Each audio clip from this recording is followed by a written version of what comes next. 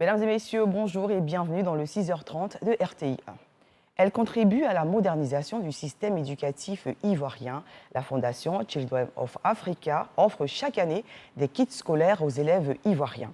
Sa présidente Dominique Ouattara a procédé ce vendredi dans la ville de Toumaudi au lancement de cette campagne nationale de distribution de manuels scolaires. Jérôme Kofi Aboula. Toumaudi, district autonome des Lacs, dans le centre du territoire ivoirien. Une ville à l'honneur d'accueillir ce vendredi la première dame de Côte d'Ivoire et d'abriter pour cette année 2022 la cérémonie de lancement de la campagne de distribution de kits scolaires aux écoliers ivoiriens à l'initiative de l'illustre hôte. Il est pratiquement 12h30 au moment où arrive Dominique Ouattara au groupe scolaire qui porte son nom, à la grande joie des populations mobilisées, notamment des élèves qui l'attendent. Une fois encore, la présidente de Children of Africa, qui ne calcule pas quand il s'agit de donner, vient faire des heureux qui ne cachent pas leur reconnaissance. Par ma voix, tous les élèves de la région du Bélier vous disent Akwaba. Akwaba, maman Dominique. Merci maman pour ta générosité et ton amour pour les enfants de Côte d'Ivoire. Maman Dominique, mo. Madame la Première Dame, votre visite nous remplit d'une joie immense, car elle fera briller non seulement les yeux, mais surtout l'esprit des enfants à qui vous venez remettre des kits scolaires. Ces cahiers, ces stylos sont des outils pour faire reculer les frontières de l'ignorance et de l'analphabétisme. Ils sont la daba et la charrue de l'esprit qui ensemencent la bonne graine pour la récolte du futur. Merci pour cet honneur que vous faites aux populations de Toumaudi, car cette visite restera gravée pendant longtemps dans nos mémoires. La ministre de l'Éducation nationale et de l'alphabétisation, en tant que ministre de tutelle, estime que la distribution de kits scolaires par la Fondation Children of Africa cadre bien avec la vision du gouvernement pour une Côte d'Ivoire solidaire. La distribution des kits scolaires participe du soutien de l'État aux familles en vue d'une école inclusive qui donne des chances égales à tous les enfants de Côte d'Ivoire pour l'accès au savoir. La distribution des kits scolaires contribue à traduire en réalité la vision de la Côte d'Ivoire solidaire de son Excellence, Monsieur le Président de la République, Monsieur Alassane Ouattara. Pour atteindre le plus grand nombre d'élèves, l'État bénéficie de l'appui de plusieurs partenaires, au nombre desquels figure la Fondation Children of Africa, dirigée par Madame Dominique Ouattara, la première dame de la Côte d'Ivoire. Mesdames et messieurs, avec la Fondation Children of Africa, l'école ivoirienne rime avec qualité, excellence, inclusion et équité. Pour la première dame de Côte d'Ivoire, aider à l'éducation des enfants à travers cette campagne est comme un sacerdoce dont elle ne peut jamais se départir. Chers parents de Toumaudi, j'avais hâte d'être avec vous pour vous témoigner mon affection et ma solidarité. En effet, en tant que présidente de la Fondation Children of Africa, dont la vocation est de venir en aide aux femmes et aux enfants, je mets un point d'honneur à rester proche de nos populations pour répondre au mieux à leurs préoccupations. Ainsi, comme vous le savez, depuis sa création en 1998, la Fondation Children of Africa mène des actions sociales dans les secteurs de la santé, de l'éducation et du social. Dans le domaine de l'éducation, l'une de nos activités majeures consiste chaque année à distribuer gratuitement des kits scolaires à des milliers de nos élèves. À ce jour, 150 000 kits scolaires ont été offerts aux enfants des milieux défavorisés à travers toute la Côte d'Ivoire pour leur permettre de mener leur scolarité sans encombre et aspirer à un avenir radieux. Ces actions visent également à soutenir les efforts du gouvernement en faveur de la scolarisation de nos enfants. Par ailleurs, la bibliothèque offerte par Madame le ministre-gouverneur Raymond Kofi et que j'ai eu grand plaisir à inaugurer a été équipée par la Fondation Children of Africa de 10 000 ouvrages et 10 ordinateurs pour en faire une salle multimédia au bénéfice de nos élèves. Tous ces dons ont une valeur de 100 millions de francs CFA. Mesdames et messieurs, ces dons ont été rendus possibles grâce au soutien de nos généreux donateurs que je n'aurai de cesse de remercier. Chers enseignants, il faut de la passion pour transmettre la connaissance et s'engager pour l'éducation des futures générations. Et vous avez fait le choix de prendre cette noble responsabilité. Vous pouvez en être fiers et vous avez tout mon soutien. Chers parents, en ce qui vous concerne, j'émets le vœu que nos enfants puissent réussir brillamment leurs études et faire notre fierté. Notre rôle à tous est de les accompagner quotidiennement jusqu'à la majorité en nous assurant qu'ils soient bien encadrés et qu'ils ne manquent de rien et reçoivent une bonne éducation. Pour ma part, je continuerai à offrir le meilleur à nos enfants et à leur apporter toute mon affection et toute mon aide. Quant à vous, mes chers enfants, je sais que je peux compter sur vous pour faire bon usage des kits scolaires que je vous ai ramenés et avoir une excellente moyenne tout au long de l'année. La présente campagne, qui démarre à Toumoudi, porte sur la distribution de 15 000 kits scolaires, dont 5 000 aux enfants de la région qui reçoivent en plus des vivres pour leur cantine. Ces kits sont composés notamment de cartables, ainsi que des manuels, sans compter les tables-bancs et autres. Cette campagne de Toumoudi succède à celle d'Adiaké en 2021. Pour rappel, la campagne de distribution de kits scolaires que conduit la Fondation Children of Africa, dirigée par la première dame de Côte d'Ivoire, Dominique Ouattara, court depuis 2011. Les acteurs de l'école ivoirienne se réjouissent de cette largesse de la première dame au micro de notre reporter. Ça symbolise l'aide qu'on apporte aux parents en offrant des kits aux élèves pour leur permettre d'étudier dans de bonnes conditions. Nous remercions vraiment la première dame pour cette aide-là.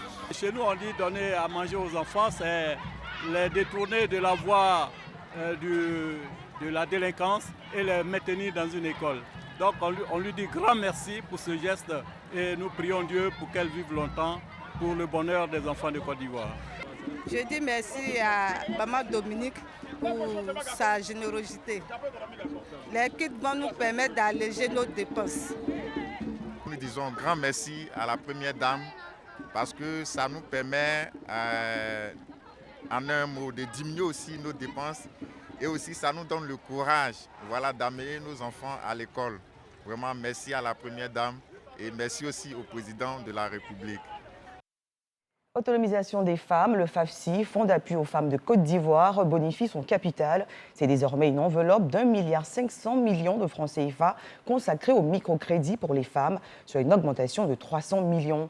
Une annonce faite par la première dame Dominique Ouattara ce vendredi au stade municipal de Toumoudi. C'est officiel ce vendredi 14 octobre que les assemblées annuelles des institutions de Bretton Woods se sont ouvertes aux États-Unis. Le Premier ministre ivoirien qui prend part à ces assises avait démarré les travaux préliminaires depuis le 10 octobre. Au menu de ce conclave économique, la Covid-19 et la guerre russo-ukrainienne. Reportage. L'économie mondiale est à la croisée des chemins. Nous sommes devant une transformation fondamentale.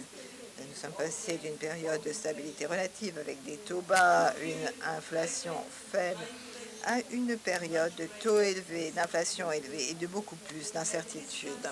Et alors que les tensions géopolitiques rendent la coopération mondiale beaucoup plus difficile. Nous entrons ainsi dans une nouvelle zone de danger. À la séance plénière d'ouverture des assemblées annuelles du Fonds monétaire international et du groupe de la Banque mondiale, les différents intervenants ont engagé les 190 pays participants à une réflexion profonde. Cet exercice est déjà en cours pour la délégation ivoirienne. Les pays développés, je dirais, sont en train de réfléchir à ces solutions-là, mais également, ils sont également en train de voir comment on peut appuyer les pays qui sont en développement comme les nôtres, qui sont dans des situations encore beaucoup plus difficiles. Donc face à tous ces contraintes et tous ces enjeux, l'objectif ici sera d'échanger avec les partenaires pour voir quelles sont les solutions qu'ensemble nous devons trouver. Mais nous avons confiance, nous avons la chance d'avoir un président de la République qui jusqu'à aujourd'hui a su nous aider à relever les défis encore plus importants auxquels on a eu à faire face. Donc nous sommes confiants qu'avec la vision et le leadership du chef de l'État, avec une équipe gouvernementale engagée et un peuple derrière son chef, la Côte d'Ivoire saura une fois de plus tirer son épingle du jeu. Au niveau mondial, la croissance est estimée à 2,7% en 2023. Les gendarmes de l'économie mondiale préconisent alors un bon équilibre entre les politiques budgétaires et monétaires, tout en accordant une priorité aux ménages vulnérables. Là aussi, la Côte d'Ivoire est présente au rendez-vous. Nous avons une inflation qui est quand même contenue pour la Côte d'Ivoire. Nous avons également une dette qui est contenue, avec un service de la dette qui reste encore maintenu. Nous avons des efforts énormes que le président a fait sur les rémunérations des fonctionnaires et les prix qui ont été octroyés aux paysans pour les productions, en tout cas concernant le café, le cacao, comme vous avez vu. Tout ce qui peut être fait au niveau des filets sociaux pour permettre surtout aux ménages les plus faibles de tenir le choc de cette menace, je dirais, de récession mondiale. Les assemblées annuelles du Fonds monétaire international et de la Banque mondiale reprennent ainsi du service après 2 années de perturbations liées à la pandémie du coronavirus. Environ 4000 participants sont présents à Washington, la capitale fédérale américaine. 21 commissions électorales dans les représentations diplomatiques de Côte d'Ivoire vont voir le jour. C'est l'un des objectifs assignés à la mission des commissions superviseurs de la CEI, comme nous rapporte ce communiqué de l'organe. Jean-Marc Djadji. La commission électorale indépendante informe les parties prenantes au processus électoral qu'en prélude à l'opération de révision de la liste électorale 2022, ces commissaires superviseurs effectuent une mission d'installation des commissions électorales des représentations diplomatiques CERD du 15 octobre au 23 octobre 2022, en application de l'article 30 de la Constitution ivoirienne qui dispose que l'État assure la participation des Ivoiriens résidant à l'extérieur à la vie de la nation. Parmi les représentations diplomatiques de la Côte d'Ivoire, 21 pays ont été retenus en Amérique du Nord, en Europe et en Afrique, sur la base de la forte représentation de la population ivoirienne y résidant. Cette mission s'articulera autour de 2 activités majeures. L'installation effective des commissions dans les représentations diplomatiques CERD par l'élection des bureaux et la formation des commissaires. La rencontre avec la diaspora ivoirienne afin d'informer celle-ci sur le processus électoral et répondre à ses préoccupations. La commission électorale indépendante invite les Ivoiriens de la diaspora à participer massivement aux rencontres auxquelles elle sera conviée, ainsi qu'à l'opération de révision de la liste électorale. Du 6 au 18 novembre prochain, en Égypte, la Côte d'Ivoire prend part à la COP 27. En prélude à cet événement, le pays prend des engagements pour réduire les émissions de gaz à effet de serre à l'horizon 2030. Ce document consignant ces mesures a été remis ce vendredi aux partenaires d'Abidjan par le ministre de l'Environnement, Jean-Luc Assis, Grace Kando. Sharm el-Sheikh, en Égypte, le pays accueille du 6 au 18 novembre prochain la 27e conférence des parties à la Convention cadre des Nations Unies sur les changements climatiques, COP 27. L'Égypte est fière d'accueillir la délégation ivoirienne de très haut niveau en vue d'arriver à une percée dans la collaboration dans le domaine climatique. Une percée qui démontre la solidarité entre tous les États et toutes les parties prenantes en vue de mettre en œuvre toutes les promesses déjà faites pour préserver notre environnement pour notre avenir et celui des générations à venir. Au nombre des pays participants, la Côte d'Ivoire, avant ce rendez-vous mondial sur le climat, le ministère de l'Environnement a remis le document des contributions déterminées au niveau national CDN aux représentants d'institutions, aux diplomates accrédités en Côte d'Ivoire, aux partenaires au développement et aux collectivités. Dans ce nouveau document, la Côte d'Ivoire a pris un engagement de réduire de 30,41% ses émissions de gaz à effet de serre à l'horizon 2030. Il faut noter que le premier engagement que nous avions pris était de réduire de 28,25%. Donc il y a un bond quantitatif et qualitatif concernant la réduction de nos émissions de gaz à effet de serre. Le deuxième point, c'est véritablement l'adaptation, parce que nous, pays africains, nous subissons de plein fouet les effets néfastes du changement climatique et rendant vulnérables tous les secteurs de nos activités. C'est pour cela que nous avons révisé les secteurs vulnérables au changement climatique pour lesquels nous avons apporté des solutions d'adaptation à ces différents effets-là. Les contributions déterminées de la Côte d'Ivoire ne se limitent pas uniquement à la réduction des émissions de gaz à effet de serre. Une mise à jour des secteurs vulnérables au changement climatique a été effectuée en vue d'une meilleure planification.